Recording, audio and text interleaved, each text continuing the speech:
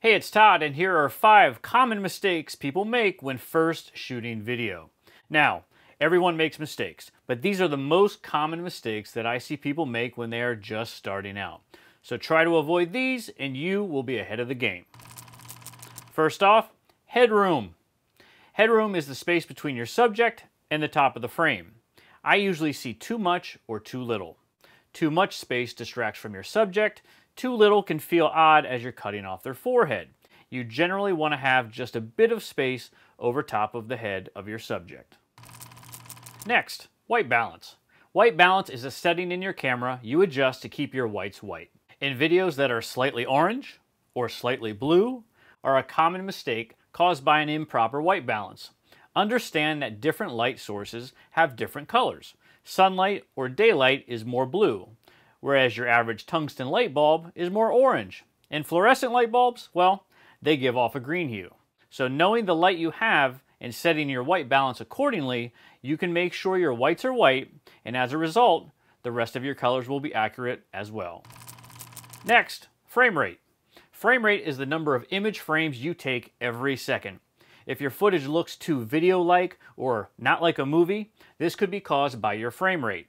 Video cameras and phones shoot at 30 frames per second and have that video look. Movies are traditionally shot at 24 frames per second. So, to get that cinematic movie look, start by shooting 24 frames per second. Next up, shutter speed.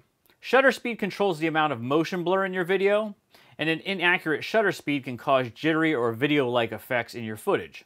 As a general rule, your shutter speed should be double your frame rate to retain that traditional cinematic look. So, if you're shooting at 24 frames per second, your shutter speed should be set at 1/48th or 1/50th. And lastly, the dreaded 180 rule. This is a very common mistake, and it takes a little bit of brain power to avoid. For the viewer, they don't know quite what is wrong, but they just know something is off. It's because you broke the 180 rule or you crossed the line.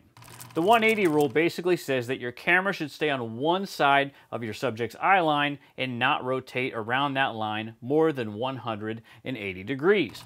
That way, your subject on the left looking right will always be looking right, and your subject on the right looking left is always looking left.